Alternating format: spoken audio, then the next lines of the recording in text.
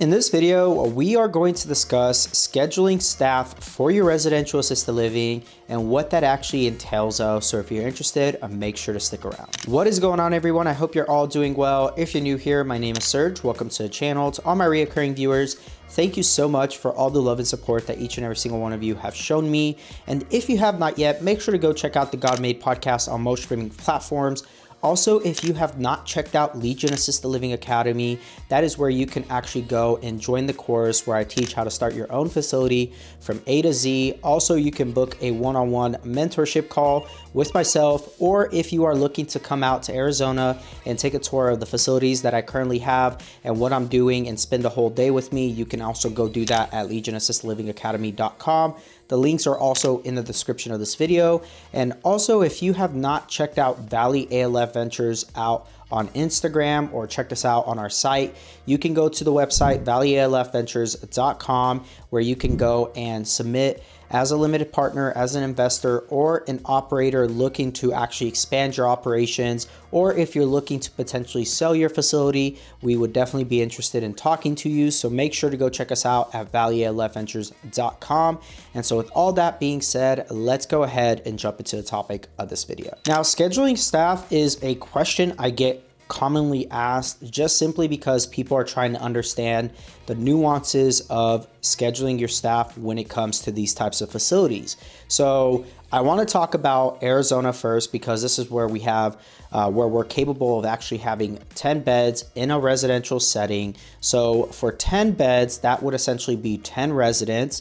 And so the ratio here for 10 beds, technically per rules and regulations, is 1 caregiver to 10 residents.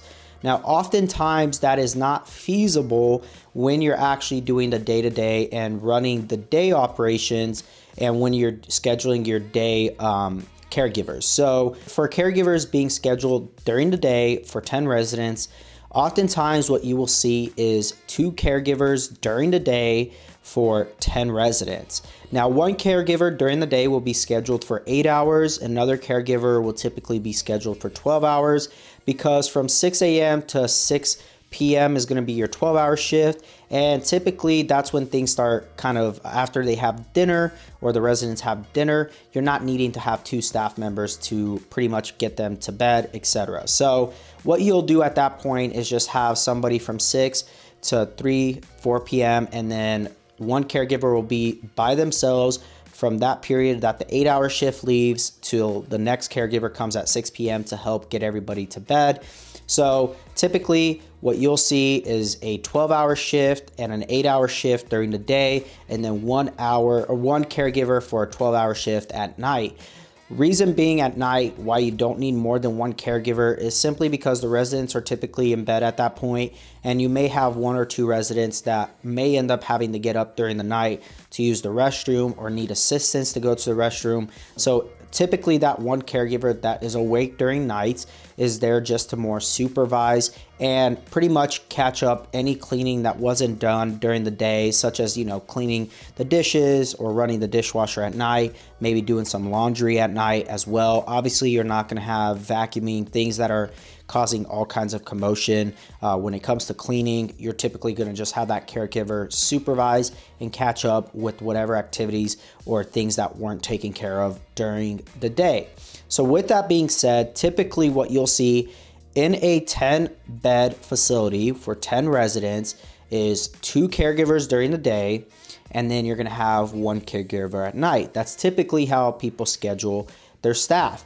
Now, take that same ratio and start applying it. So if you have 15 to 16 residents, you're going to need probably 3 caregivers during the day, and then probably just still 1 caregiver, possibly 2, depending on the occupancy that you have. But typically 1 caregiver can handle up to 15 residents. Again, each state will have their state regulatory rules and regulations, so make sure you follow those. But here in the state of Arizona, if it goes beyond that, typically you would need to have 2 staff at night if it goes beyond 10 residents, but you're okay to be able to get away with 1 staff member at night.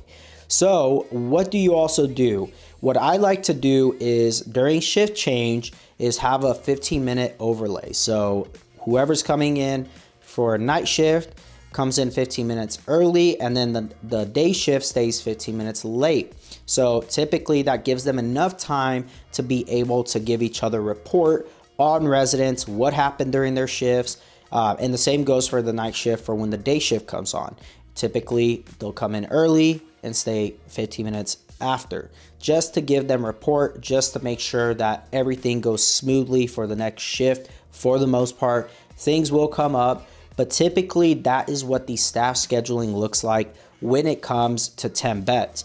Now, what does that look like overall? So for a 10 bed, for any caregivers that are doing live out, these are people that work on shifts, there's typically 7 caregivers for a 10 bed facility. That is typically the staff ratio overall, because you're gonna have people that are part-time, full-time, and you're gonna have your individuals who are on call. So your as needed residents or caregivers. So with that being said, you're typically gonna see a 10 bed facility have about 7 caregivers, not including the manager. So the manager will be the 8th person that's on payroll. And so typically for a live out, depending on where they're at on the pay rate scale, and again, the pay rate scale is something that is determined oftentimes based on experience, what kind of, skill sets, certifications they have, whatever other continued education units they may have. They may end up going up in that pay rate scale, but you're gonna see caregivers working from anywhere from $14 to $25 an hour. $25 an hour is typically gonna be like your lead caregiver, or even the manager. So typically that individual that's getting paid that much has a lot more experience, understand how to run everything, even if you're not there. So hopefully this helped a lot of you guys. I know there's going to be people who have smaller facilities than 10 beds. You guys can kind of take that ratio and keep it in mind. For anything less than 10 beds, I would say from 8 to 10, keep that ratio I just talked about. But if it's anything less than 8 beds, typically you're probably going to just have 1 caregiver per shift, and you'll probably just have about 4 to 5 staff members or people on your payroll. So just keep that in mind when it comes to staffing and what that actually looks like. People will schedule things differently depending on the needs of their staff members and for their caregivers, but it can vary a lot. But that's typically the standard of what you'll see, and that's how a lot of these facilities that I have operate, and that is how we do the staff scheduling. Again, there may be live-ins as well, and that is a whole nother topic on its own, but you can implement that as well, and that does save costs for you as the facility owner. It definitely cuts costs for even that individual that's doing the live-in. Yeah, the rate is gonna be based off a per day basis and not per hour. And again, you have to make sure that you're looking at all the employee rights and even the labor laws within your state and what that actually entails of. So keep that in mind when you're doing any type of live-in situation with your staff. And so hopefully you guys enjoyed this video, and if you guys did, make sure to like, comment, and subscribe. Again, you can book a one-on-one mentorship call and we can discuss this specific topic in question in more depth. So make sure to go check that out at Legion Assist Living Academy or in the description down below. And make sure to go join the course as well. And if you are looking to come spend the whole day with me, I would love to touch base with you and tell you what that all entails of. But also make sure to go check out valleyalfventures.com if you're a limited partner or an operator looking to potentially expand or sell your facility. And so with all that being said, I will talk to you all in the next one.